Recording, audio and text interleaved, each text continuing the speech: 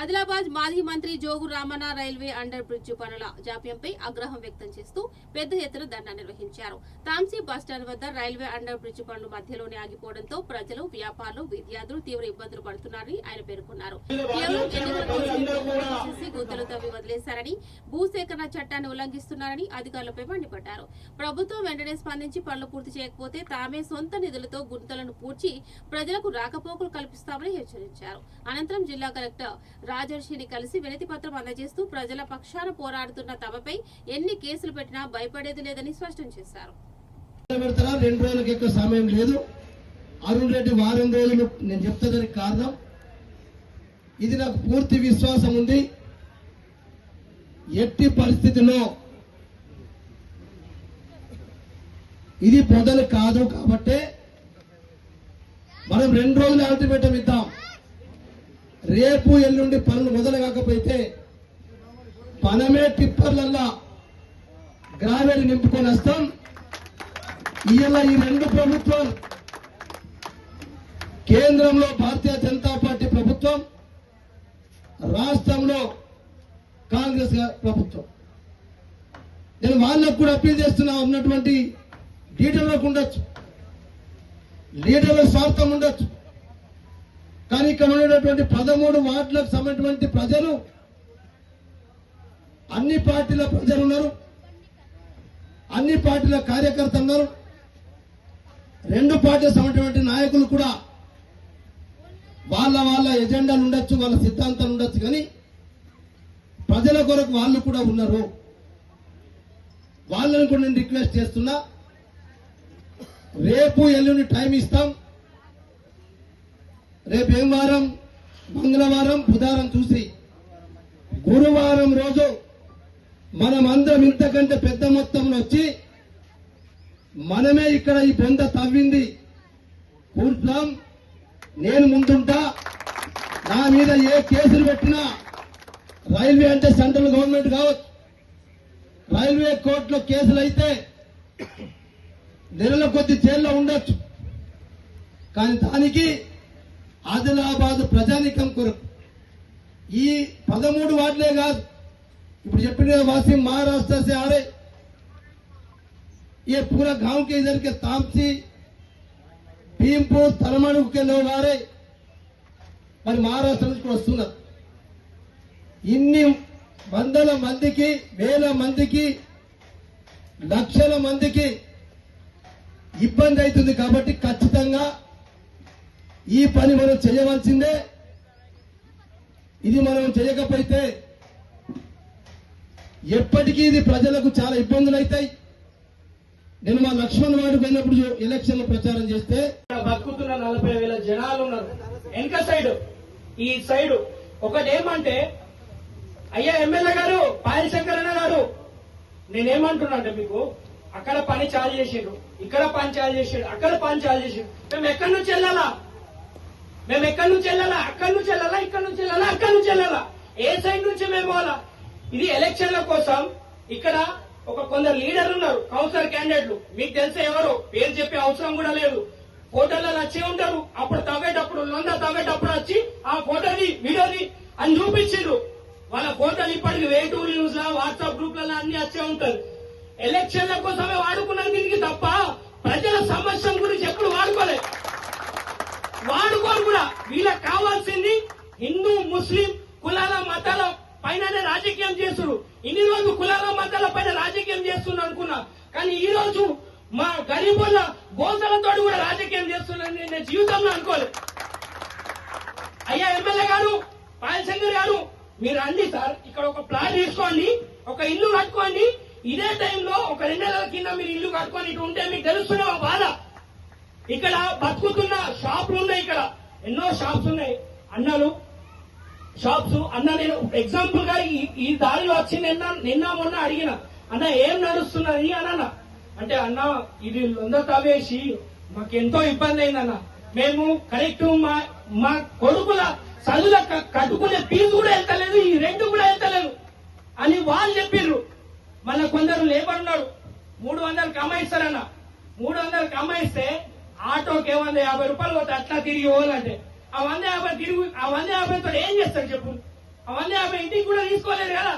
Daily 300 రూపాయలు పొద్దు నుంచి సాయంత్రం దాకా పని చేసుకుంటే 150 తీసుకోతే ఏం లాభం చెప్పు. ఎందరో మంది అటువంటి నాకు ఈ వీడియో తీసిన తర్వాత దీని గురించి మాట్లాడిన తర్వాత నాకు ఎందరో మంది ఫోన్ చేసి, అన్న ఏ రోజు ధర్నా పెడతావు నువ్వు చెప్పు మేము వస్తామంటే, ఈ రోజు రామన్న సార్ కూడా మన గరీబుల కోసం, మన కూడా గాంధీనగర్, భాగ్యనగర్ అన్ని వాటిల కోసం మన రామన్న సార్ ఈ రోజు నిలబడ్డారు. చాలా సంతోషం రామన్న గారు. మరి ఇంకోటి ఏమంటున్నా అంటే, ఈ నోటీస్ తెలిసే ఉంటే ఈ నోటీసులు ఎవరెవరికి పోయి ఉన్నాయి చూపిస్తాం మీకు. చూడండి, కమిషనర్ సార్కి ఉన్నది చూడండి, ఇలా నోటీసులా జనరల్ మేనేజర్ ఉన్నాయి, రైల్వే డిపార్ట్మెంట్ ఉన్నాయి, ప్రతి ఒక్కరికి నోటీసులు ఉన్నాయి. 3 వారాలలో దీని పోయి ఆన్సర్ ఇవ్వాలి. ఇప్పటి వరకు ఆన్సర్ ఇవ్వలేదు. ఇది పని కాదు, ఇది వాళ్ళకు కూడా తెలుసు. వచ్చి కొబ్బరికాయ కొట్టేసి లొంద రమేష్ పోతా అంటే గలది. నేను చెప్తున్నా ఇప్పటికీ ఎమ్మెల్యే గారు, ఒకవేళ ఈ పని ఇంకా చాలు కాకపోతే మేము ఈయనే ధర్నా చేస్తాం, మేము ఈయన తింటాం, ఈయనే పండుకుంటాం. మేము మీకు రిక్వెస్ట్ చేస్తున్నా, మీరు ఇది పని చేయరు కాదు, దయచేసి లొందన్న తమేసే లొంద తమిళ లొందని దాన్ని మొత్తం సీదా వేసేసి మాకు దారి ఇచ్చేయండి. మేమన్నా ఏదో బతుకుతాం, మా కొత్త మేము నింపుకుంటాం. అయ్యా ఎమ్మెల్యే గారు, మీకు 2 చేతులతో దండం పెట్టి రిక్వెస్ట్ చేస్తున్నా, ఇల్లంతా కప్పేయండి సార్ ప్లీజ్. మరి రామన్న సార్ గత 67 రోజుల నుంచి కూడా చాలా ఇబ్బందులు ఎదుర్కొంటున్నాం. మేము ఇది ఏదో సమస్య ఒక నెల రోజుల లోపల మాకు సమస్య తీరుతుందని మేము అనుకున్నాము. కానీ ఎంతో కొంత చిన్న చిన్న పనులు చేసుకుంటా వాళ్ళు యాక్టింగ్ చేసిండు. ఇవాళ మాకేమనిపించిందంటే ఈ పని మధ్యలో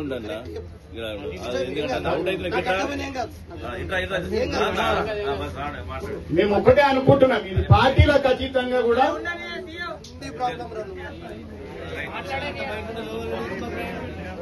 ఈ సమస్య తీరాలంటే ఒకటే, కాలనీ వాసుల లోపల కూడా మంచి స్పందన రావాలా.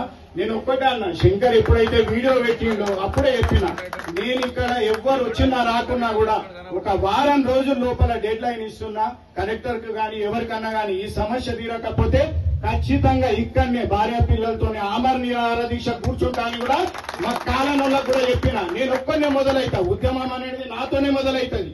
కానీ నా వెనుక చాలా మంది ఉంటారు. ఇది ఖచ్చితంగా ఇది ఇవాళ చెప్తున్న విషయం కాదు, చాలా రోజుల నుంచి మా కాలనోళ్లతో గాని అందరితో గాని ఇది మనకు చాలా ఇబ్బందికరంగా ఉన్నది. అన్ని అక్కడ గేటు ఏదైతే శంకర్ చెప్పిండు అక్కడ గేట్ లో పని నడుస్తుంది. ఇవాళ పోయిన రోడ్డు దవ్వుతున్నారు, అసలు రోడ్డు కూడా దవ్వద్దు. ఎందుకనంటే అక్కడ పని అయిన తర్వాతనే ఏదో ఒక పని క్లియర్ చేసిన తర్వాతనే ఇది అనేది జరగాలి. కానీ పనులు ఏ మాత్రం జరగట్లేదు. ఖచ్చితంగా ప్రతి ఒక్కళ్ళ లోపల రావాలి. ఇవాళ రామన్న సార్ మంచి స్పందన, మన కష్టాలు తెచ్చుకొని ఇక్కడికి వచ్చాడు, చాలా సంతోషం. మన గల్లీ వాళ్ళు కూడా సపోర్ట్ చేయాల్సిన అవసరం ఉన్నది. వాళ్ళకి ఎవరన్నా సరే రాజకీయాలకు అతీతంగా మనం అందరం ఈ సమస్యను తీర్చుకుందాం. ఏ ఒక్క పార్టీ సమస్య కాదు, ఏ ఒక్క కులం కాదు, ఏ ఒక్క మతం కాదు, అందరు కలిస్తేనే ఒక శక్తి. ఈ శక్తి అనేది ప్రజల లోపల రావాలి. ఏదైతే ఇంతకు ముందు ఎవరైతే వ్యాపారవేత్తలు మాట్లాడిందో అది కూడా చాలా తప్పు. ఒక వ్యాపారవేత్తలు ఒక 20 మంది ఉంటారేమో, కానీ ఇక్కడ జనాలు నివసించే జనాలు ఒక 40-50 వేల మంది, ఒక 4 మండలాలు, మహారాష్ట్రకు వెళ్లే మార్గం ఉన్నది. మీరు కూడా మీ స్వార్థాన్ని కొంచెం పక్కకు పెట్టండి. స్వార్థం పక్కకు పెట్టకపోతే మాత్రం మేము ఉద్యమించే టైం వచ్చింది. మీకు కావాల్సింది మీరు ఫైట్ చేయండి. ఏదైతే మీకు కాంపెన్సేషన్ కావాలనో ఏది కావాలనో, మీరు వ్యాపార పరంగా నష్టం జరుగుతుందో దాని గురించి మీరు తప్పకుండా ఫైట్ చేయండి. మేము కూడా మద్దతు ఇస్తాం. మీ వ్యాపారం నష్టపోతున్నారు, అది కూడా మేము అర్థం చేసుకున్నాం. కాబట్టి మీరు కూడా మాతో రండి, కలిసి రండి. ఖచ్చితంగా నేను సార్ ముందర కూడా చెప్తున్నా, ఒక వారం రోజుల లోపల ఇంత హనుమాన్ జయంతి రోజు ఇక్కడ దీక్ష కూర్చుంటా. ఒకవేళ ఈ వారం రోజుల లోపల పని స్టార్ట్ కాకపోతే మీ అందరి మద్దతు ఇవ్వండి, నేను ఆమర నిరాహార దీక్ష చేస్తా. ఇది ఇవాళ చెప్తున్నది కాదు, నేను వారం రోజుల నుంచి జనాలకు చెప్తూ వస్తున్నా. ఖచ్చితంగా మొదలు పెడతా ఇక్కడ దీక్ష అనేది. ఎందుకనంటే కలెక్టర్ గారు ఇది ఎవరు ఇచ్చిండు, ఇన్ని రోజులు పర్మిషన్ రాకపోతే ఎందుకు తగ్గిండ్రు నాకు అర్థం కాని విషయం. ఎందుకు ఇబ్బంది పెడుతున్నారు చిన్న చిన్న పబ్లిక్ ని? ఒక్కసారి మేము అక్కడి నుంచి తిరిగిపోవాలి ఒక 4 టైంలు అంటే ఎంత మా సమయం వృధా అవుతున్నది, డబ్బులు పోతున్నాయి, అన్ని పోతున్నాయి, ఎన్ని కష్టాలు అవుతున్నాయి. ఒక ఆటో వస్తే ఒక డెలివరీ మనిషి గాని ఒక్కోసారి అక్కడ కూడా గేటు పడుతుంది, ఎన్నో సమయాలలో ఎన్నో ఇబ్బందులు ఉన్నాయి. ఇక్కడ గేటు దగ్గర ఇక్కడ నుంచి తిరిగిపోవాలంటే చాలా కష్టం అవుతుంది. అందుకని ఇప్పటికైనా కానీ ఎమ్మెల్యే గారికి ఒకటే విజ్ఞప్తి చేస్తున్నా, మీరు ఒకవేళ పని స్టార్ట్ చేస్తారా ఈ వారం రోజుల్లో ఒకటే చేయండి, లేకపోతే మీరు ఈ రోడ్ ని యథావిధిగా ఉంచండి. ఏ రోజైతే మనం పనులు స్టార్ట్ చేద్దాం అనుకుంటామో ఆ రోజే మీరు ఇది చేయండి, దీన్ని ఓపెన్ చేయండి. అప్పటి వరకు మీరు క్లోజ్ చేయకుండా దయచేసి పర్మిషన్ వచ్చే వరకు కూడా ఓపెన్ చేయాలని చెప్పేసి నేను ఈ సందర్భంగా కోరుకుంటున్నా. ధన్యవాదాలు. అన్ని తెలుసుకున్న తర్వాత నేను ఒకటే డిసైడ్ అయినా, ఎవరో ఒకరు ముందరికి రాకపోతే మాత్రం సమస్య తీరది. ఎందుకంటే ప్రజలకు ఎంత ఇబ్బంది కలుగుతుందంటే వాళ్ళు చెప్పలేకపోతున్నారు. ఒకళ్ళు మాటలు అనుకుంటున్నాం కానీ అందరు కలిస్తే ఒక శక్తి అవుతుంది. అందుకే ఒక శక్తి తయారు కావాలంటే ఇక్కడ ఒకరు కూర్చోవాల్సిన అవసరం ఉన్నది.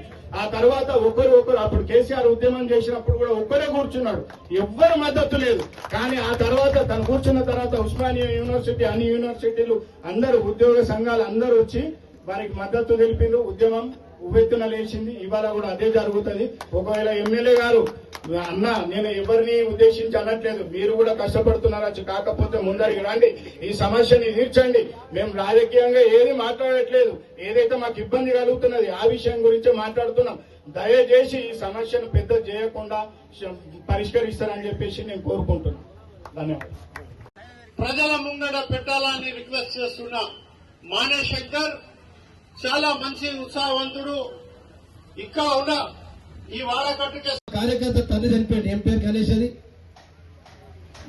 మన వార్డు నంబర్ 30 లక్షల వాట్ల సుభాష్ అనేటటువంటి పాపం చనిపోయితే వాళ్ళ అక్క అంటున్నది, నేను పరమాశంకర్ పోయినా సారి మా తమ్ముడు ఇదిగింత బంధు లేకపోతే మా తమ్ముడికి హాస్పిటల్ దగ్గరుండే, ఇలా సుభాష్ కారణం, సుభాష్ చనిపోవడానికి కారణం ఇలా ఈ లొందనే కారణం అని చెప్పి ఈ లొంద తవ్విన వ్యక్తులు ఎవరో MLA, MP, municipal commissioner, railway department వీళ్ళందరి వల్ల మా తమ్ముని ప్రాణం పోయిందని చెప్పి ఆ లక్క చెప్పిన మాట మీకు చెప్తున్నా.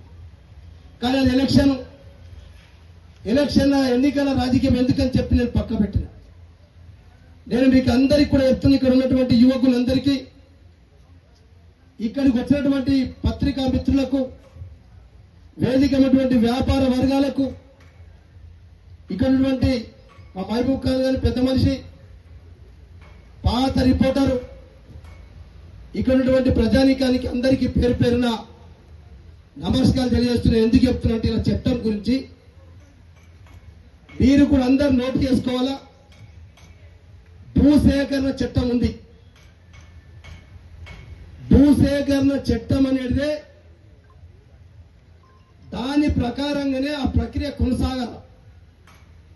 అసలు భూసేకరణ చట్టం ప్రకారంగా అసలు ప్రక్రియనే మొదలు కాలే. నేను జిల్లా కలెక్టర్ ఇదే క్వశ్చన్ చేస్తున్నా. భూసేకరణ చట్టం కింద మీరు ప్రక్రియ మొదలు పెట్టకుండా ఏం చేయాలా? ప్రక్రియ అంటే రైల్వే డిపార్ట్మెంట్ ఫస్ట్ నోటిఫికేషన్ ఇవ్వాలి. రైల్వే డిపార్ట్మెంట్ నోటిఫికేషన్ ఇచ్చి మాకు సో తాంసీ బస్ స్టాండ్ లో మాకు రైల్వే అండర్ బ్రిడ్జ్ కొరకు ఇంత ల్యాండ్ అవసరం ఉంది, మాకు భూసేకరణకి ఇంత ల్యాండ్ అవసరం పడుతుంది అని చెప్పి వాళ్ళు నోటిఫికేషన్ ఇస్తారు. ఆ నోటిఫికేషన్ తర్వాత అదే రైల్వే డిపార్ట్మెంట్ రాష్ట్ర ప్రభుత్వానికి ఎన్విరాన్మెంట్ ఫస్ట్ ఏంది, ఎన్విరాన్మెంట్ క్లియరెన్స్ దొరుకుతుందా దొరకదా, స్టేట్ గవర్నమెంట్ ఎన్విరాన్మెంట్ క్లియరెన్స్ రాస్తే ఎన్విరాన్మెంట్ క్లియరెన్స్ స్టేట్ గవర్నమెంట్ ఇచ్చిన తర్వాత ఏం చేయాలా? అప్పుడు ఆ ఎన్విరాన్మెంట్ క్లియరెన్స్ వచ్చిన తర్వాత ఈ రైల్వే డిపార్ట్మెంట్ ఏదైతే ఇక్కడ ఉన్నటువంటి ఈ ఏరియాలో ఎన్ని బిల్డింగ్లు పోతున్నాయి, ఈ బిల్డింగ్లు పోయిన తర్వాత ఆ భూమి ఎవరిది ఎంతెంత పోతుందో ఈ ఎన్విరాన్మెంట్ సర్టిఫికేట్ స్టేట్ గవర్నమెంట్ ఇచ్చిన తర్వాత ఎవరి భూమి ఎంత పోతుంది, ఈ సంబంధించినటువంటి దీనికి సంబంధించిన డిపార్ట్మెంట్ ఏదైతే రైల్వే ఉందో ఈ రైల్వే డిపార్ట్మెంట్ ట్రక్ పార్కింగ్ చేయాలి. ఈ బిల్డింగ్ ఎక్కడి వరకు పోతుంది, ఈ జాగ ఎక్కడి వరకు పోతుంది, దాన్ని ప్లగ్ మార్కింగ్ చేసిన తర్వాత అప్పుడు జిల్లా కలెక్టర్ గారు ఆ ప్లగ్ మార్కింగ్ ప్రకారంగా రెవెన్యూ డిపార్ట్మెంట్ సంబంధించినటువంటి వాళ్ళ ఆఫీసర్స్ సర్వే చేయాలి. ఈ ప్లగ్ మార్కింగ్ ప్రకారంగా ఇప్పుడు మీ పేరేమంటారు సాయి ప్రకాష్ చెప్పిండు అసలు తన బిల్డింగ్ ఎక్కడి దాకా పోతుంది, ఎంత పోతుంది, ఆ ప్లగ్ మార్కింగ్ తర్వాత సర్వే చేసి దాదాపు ఇప్పుడు కోర్టుకు పోయిన వాళ్ళల్లో నాకు తెలిసి 36 మంది 25-36 మంది కోర్టుకు పోయిన వాళ్ళు కనీసం దీంట్లో ఎన్ని బిల్డింగ్స్ ఉన్నాయి, ఎక్కడి వరకు పోతుంది అనేది ఇప్పుడు ప్లగ్ మార్కింగ్ లేదు. వాళ్ళ రెవెన్యూ వాళ్ళ సర్వే లేదు. మీ భూమి ఇంత పోతుందని చెప్పి వాళ్ళకి నోటీస్ ఇవ్వాలి. అప్పుడు నోటీస్ ఇచ్చిన తర్వాత అప్పుడు ప్రిలిమినరీ రిపోర్ట్ పిఎన్ జనరల్ గా అప్పుడు ప్రిలిమినరీ నోటీస్ ఇస్తారు. ప్రిలిమినరీ నోటీస్ ఇచ్చి దీనికి సంబంధించినటువంటి ఒక అపాయింట్ కాల్ అంటుందని కంపాయింటెంట్ ఎవరైతే ఇస్తారో ఆఫీసర్ని జిల్లా కలెక్టర్ గారు కాలా కింద ఒక ఆఫీసర్ని ఆర్డీఓని పెడతారో ఎవరు పెడతారో పెట్టి 100% ఆఫీసర్ని జిల్లా కలెక్టర్ నియమించాలి. జిల్లా కలెక్టర్ గారు నియమించిన తర్వాత పిఎన్ అయితే ప్రిలిమినరీ నోటీస్ ఇచ్చినాక 60 రోజులు, ఒక్క రోజు కాదు 2 రోజులు కాదు అరుణ్ రెడ్డి, ఒక్క రోజు కాదు 2 రోజులు కాదు. పిఎన్ అంటే ప్రిలిమినరీ నోటీస్ ఇచ్చిన తర్వాత 60 రోజులలో ఈ ప్రక్రియ సాగుతుంది. 60 రోజుల ప్రక్రియ మొత్తం ప్లగ్ మార్కింగ్, సర్వేలు, ఆ బెనిఫిషరీస్ కు నోటీసులు ఇచ్చి దానికి మీకు 60 రోజులలో ఏమైనా ఆబ్జెక్షన్స్ ఉంటే మీరు ఆబ్జెక్షన్స్ క్లెయిమ్ చేసుకోవడానికి కొరకు అప్పుడు 60 రోజులు టైం ఇచ్చి అప్పుడు పబ్లిక్ డిక్లరేషన్ ఇస్తారు.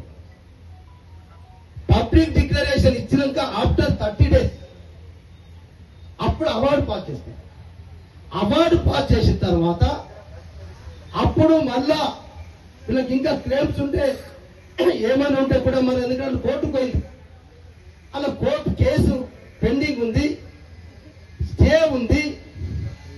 అయినా కూడా ఇన్ని కార్యక్రమాలు చేయకుండా పబ్లిక్ డిక్లరేషన్ అయిన తర్వాత అవార్డు పాస్ అయిన తర్వాత వాళ్ళ క్లెయిమ్స్ తీసుకున్నాక హైస్పర్ ఇప్పుడు తను చెప్పిండు అది వాళ్ళ రైట్స్, నేను అది కాదనా. ఇంత కారణంతో పోయిన తర్వాత వాళ్ళ అకౌంట్లలో డబ్బులు వేస్తే తప్ప అప్పుడు నువ్వు బిల్డింగ్ కూడబెట్టడానికి నీకు అవకాశం ఉంటుంది. ఇవేమి చేయలేదు.